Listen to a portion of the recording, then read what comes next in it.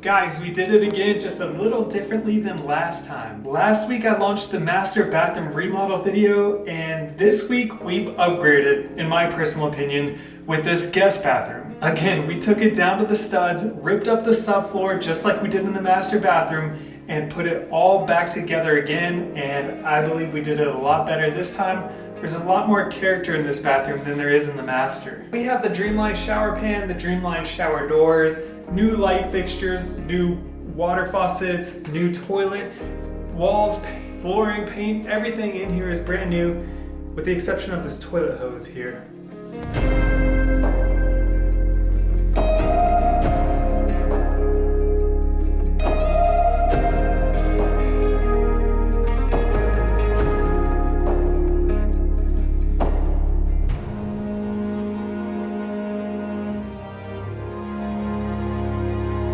Let me know you like my work by simply hitting the like button down below. It's such an easy way to just make my day. And the YouTube algorithm loves me for it. Then subscribe so you can catch the rest of this cabinet flip. I have the third bathroom downstairs near completion, and that one already is my favorite between these first two. And it was so much easier. It has shiplap.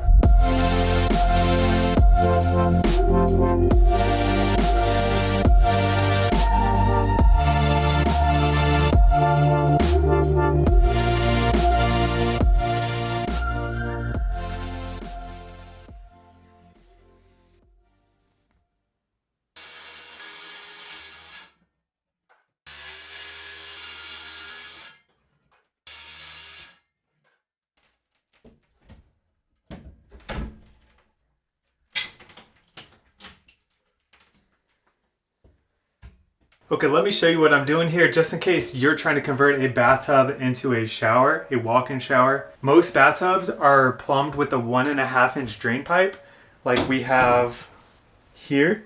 It's 1.5-inch drain pipe, and you only need that much because there's a large threshold for the water to fill up before it floods into your bathroom. Plus there's the overfill drain that all bathtubs have. Showers only have an inch or two to fill up with water before they start overflowing into your bathroom.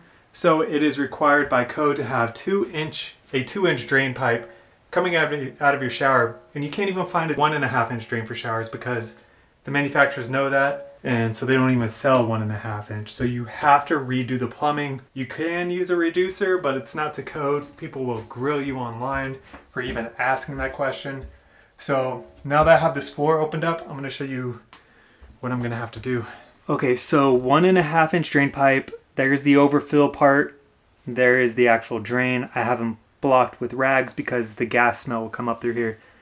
So it goes down into a P-trap, comes over here, loops around, and then connects here where I have my sink drain, and then the main drain with the toilet and everything. And that is a 3-inch drain pipe right there. So that means I can hook up a 2-inch drain pipe right here by redoing all this. Have I ever done anything like that before? No, so this will be fun. I have used a reducer and had no problems with it. So despite what people say, despite it not being to code, a reducer does work just fine as long as you put on a vertical stack and not a horizontal stack. So if you have a reducer when the water's draining downwards, I've been fine with it. But we're gonna do this one right now that the floors are opened up.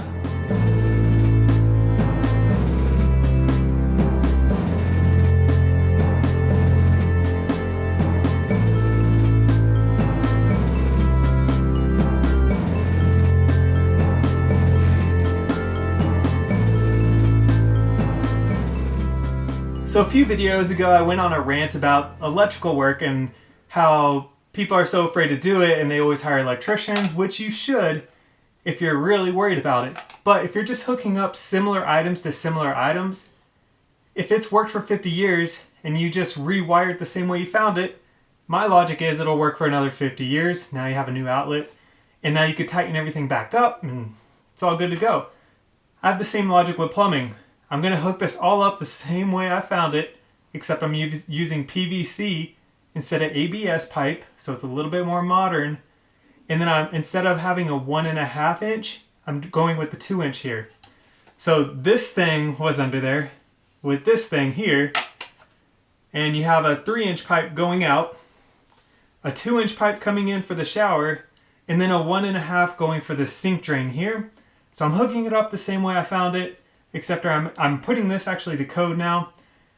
Everything else, I don't know if it's to code or not, but it's exactly how it was, and this house is 50 years old. It's drained for 50 years, so I'm gonna keep it going. I'm gonna put a little cleaner on here. Put a little cleaner on this bad boy. Uh-oh. All right, so I got the cleaner on there, and I got some primer, and then the actual glue, which you have to do all really quickly. When connecting PVC to ABS, you have to use a special PVC to ABS transition cement.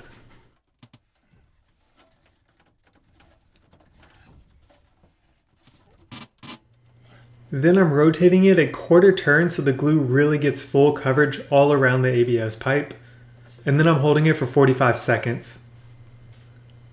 Then I'm deburring all of my other pipes and hooking them up.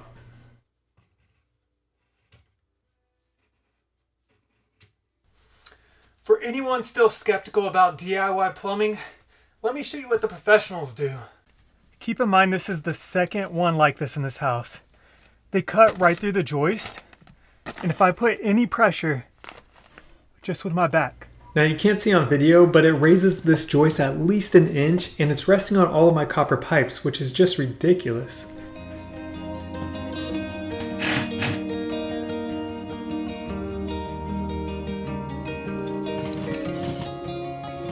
So before you begin, I would just go ahead and rough up all of your fittings, like this brass fitting here. Get a little wire brush, and you really want to scratch up the insides of them. And this will give the solder something to actually grab onto and bond really well with your copper pipe. You're also going to scratch up your copper pipe with some sand cloth like this.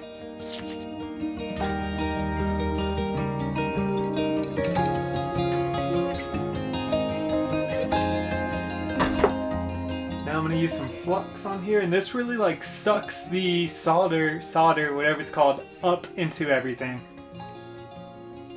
If you try to solder without this, the solder will just drip downwards, but this, it literally sucks it up. You can see some pretty cool YouTube videos on that.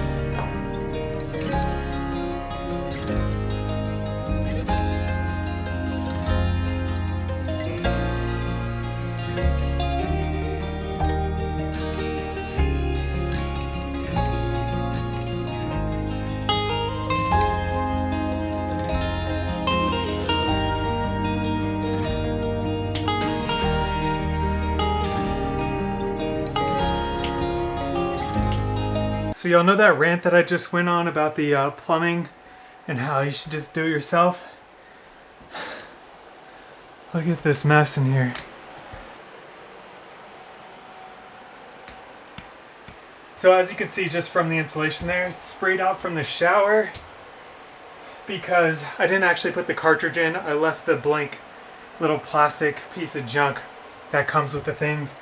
I just completely slipped my mind to insert the other thing, and I'm here alone, so I didn't have anybody to turn the water on downstairs while I am on the phone with them up here like we did with the other shower, trying to jump ahead, and I forgot that. So I'm still trying to test the joints I actually did, not stupid mistakes like that.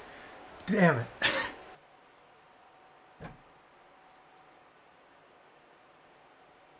So something as simple and stupid as that little cartridge solved the problem. It's no longer leaking, but now I have a couple of fans just blowing air throughout here.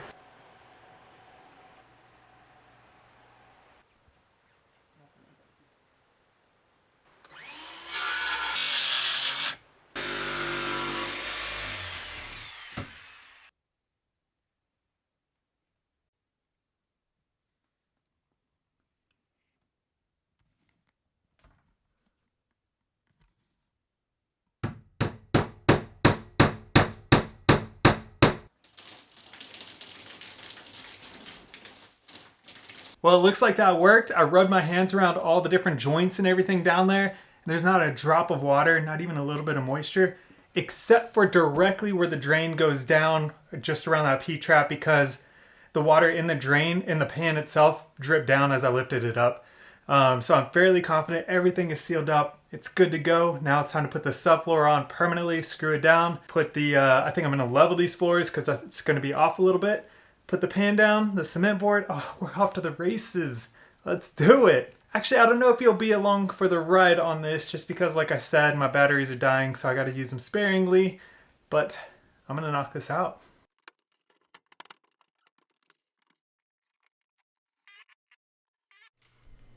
I'm closing all the cracks with caulk so the leveler doesn't fall through them. And then I'm priming the floor so the leveler bonds to it. And now I'm dropping down the floor leveler. If you saw my master bath remodel, I mentioned that my mixture was too thick. Well, it's still too thick, and this wasn't very easy once again. Just a tip for anyone who's watching this video because they actually want to know how to install something like this shower pan here. Tip number one, first of all, check out my video on how to actually install the Dreamline shower pan just like this. That video blew up overnight. That's completely unexpected. But while you're here in this video, here's a cool little secret. See, there's a piece of plastic right here, and it's only about 5 or 6 inches long, and it's a strip that goes all the way down. I've taped it up. Oh, here we go. See, it's like this, and I have it caulked, wrapped around this front part of the pan here, all the way down. And so what that's gonna do is give me an extra 4 or 5 inches of water barrier right where the tub meets the floor here. So that'll just give it a little bit more room for the water to kind of wick away from the tub and dry up, because that's the most common place for water damage to occur. So, you know, do your part, do everything you can to make this completely waterproof for as many years as you can, right?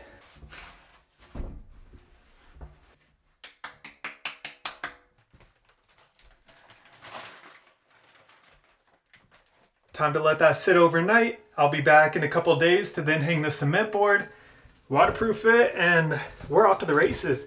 Guest bathroom will be almost where the master bathroom is right now, but we are tiling the master, so we will be one step ahead.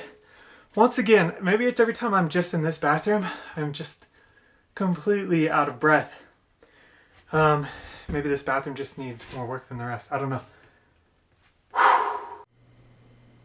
And this is another little trick where I put window flashing up the flange, which gives me another 6 inches of height above the tub. That is like the stickiest stuff in the entire world, but that's good for keeping water from getting behind the pan there. I'm at a loss for words right now. This whole guest bathroom has been a lot of work, but it's coming all together.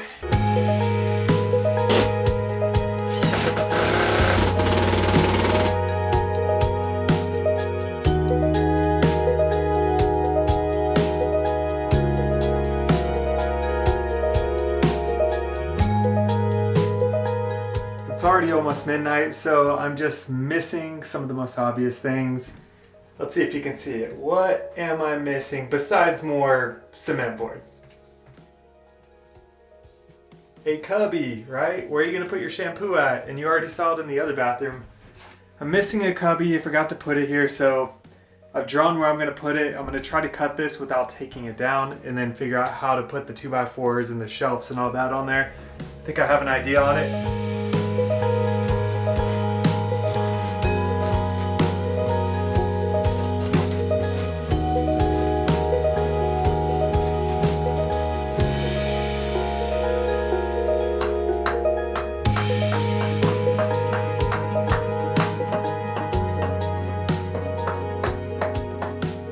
I put this here, this extra 2x4, so that way it puts the cubby just a few more inches away from this corner. Otherwise the tiles would be really weird instead of just kind of weird.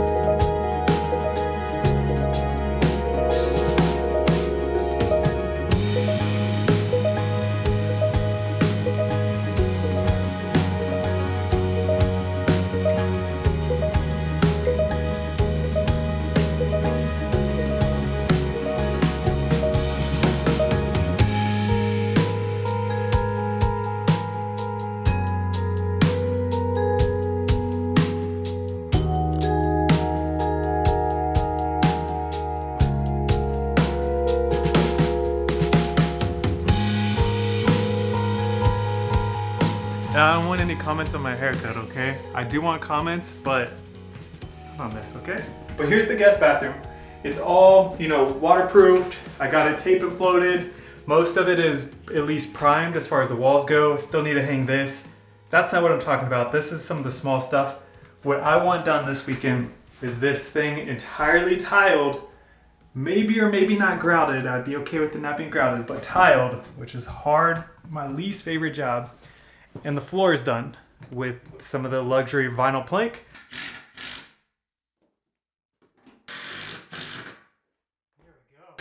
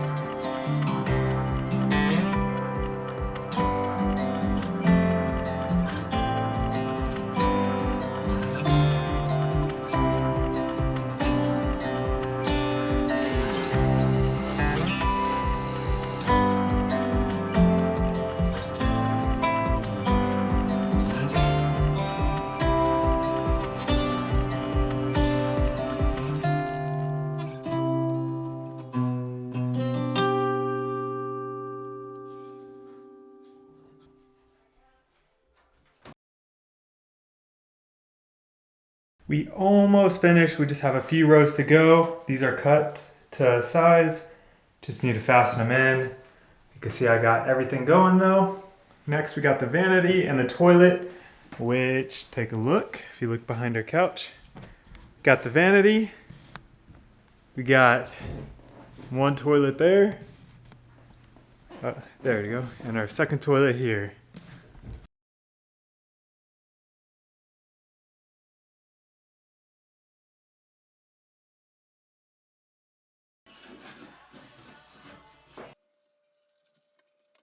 So I'm sure there's a better way to do this, but on these last rows, you actually want to saw off or shave off part of this lip because you can't lock it in like a normal tongue and groove board here, like a normal vinyl plank board. You just have to slide it into the groove, add some glue, and let's give it a shot.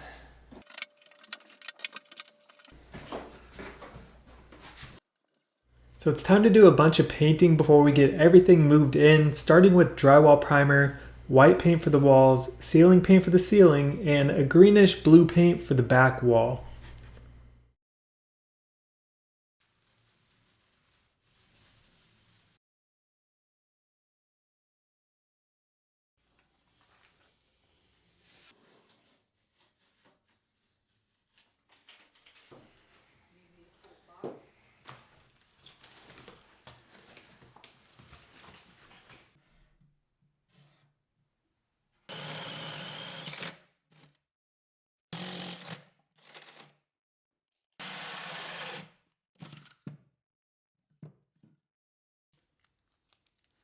The next step is to put one little piece of trim or a baseboard behind the toilet there, so I don't have to finagle it or wiggle it through behind the toilet after the toilet's installed. So I've already cut it to size. It should be pretty quick.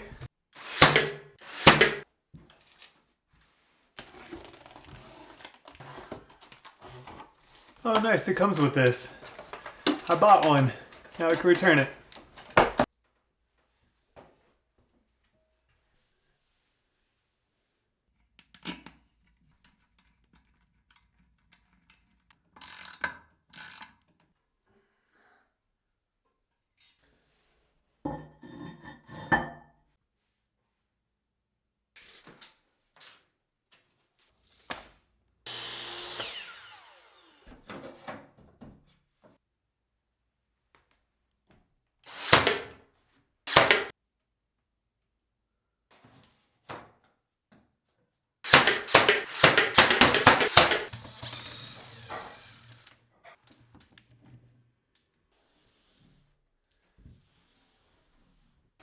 This grout dries kind of quick, so I don't have much time to do any camera work. Enjoy!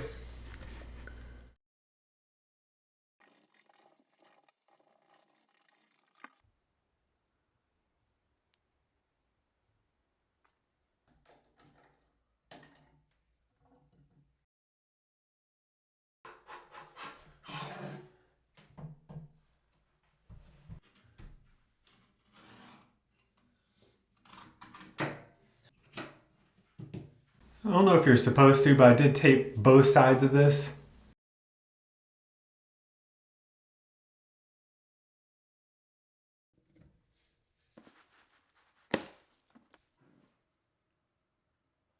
Working under cabinets sucks, so I do everything I can outside first before I have to crawl under there.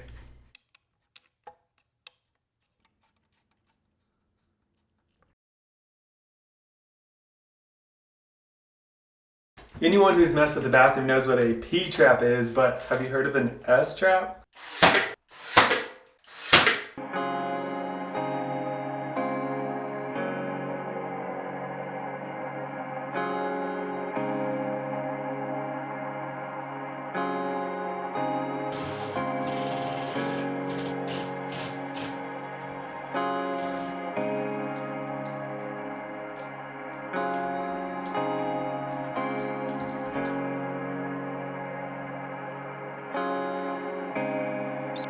So I hooked up the vanity and I tested light bulb in the middle. Then I tested this light bulb. Neither one worked, so I was like, did I hook this up right? Well, the third light bulb is the only one that works. It's the last one I hooked up. I actually do not like this product and I will not be listing it down in the description like all of the other products that I do use in this video and do enjoy. This one's kind of flimsy and it also drops down really low. I mean, these things are like, it's gotta be 10 inches. So I put this higher than the standard height of most vanities and it's still gonna drop down below my mirror. So I can only imagine what would happen if you try to install this and replace a vanity light that's more likely to be like right here.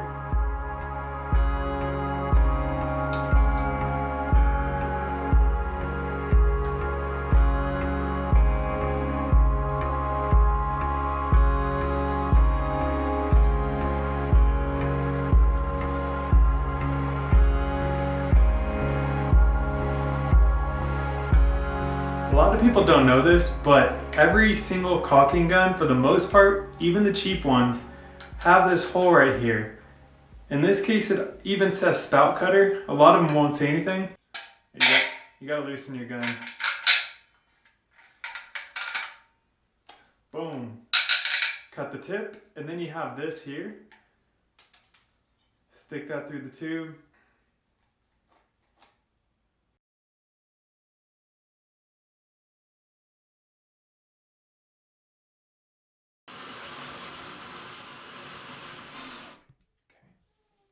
This is a Dreamline full sliding glass door. I'm making a tutorial on this, so if you end up liking the door, hit up my other video. I should have it done in a week or two after this one is up.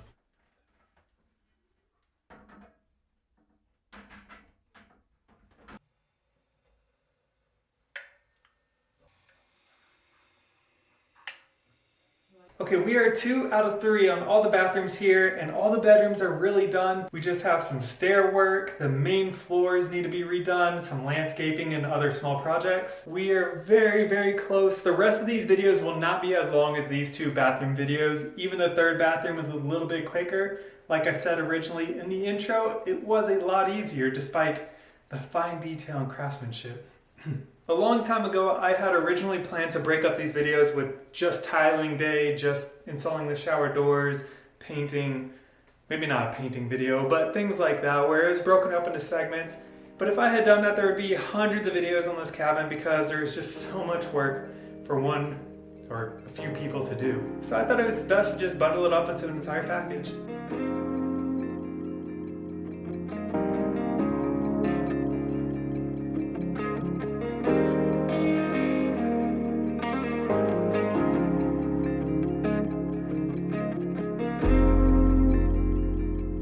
Remember to hit that like button, especially if you made it this far in this video. I'll see you all on the next one. I'll see you all on the next one. That was a little, I'll see you all on the next one. Remember to hit that like button, especially if you made it this far. I'll see you on the next video. I have the Airbnb link down in the description below, so go ahead and book your trip to Beach Mountain while we still have openings and the prices are still a little bit lower. Or at a minimum, if you have an Airbnb account, add it to your wish list. It helps us so much with the Airbnb algorithm. I ask so much from y'all. Thanks guys, see ya.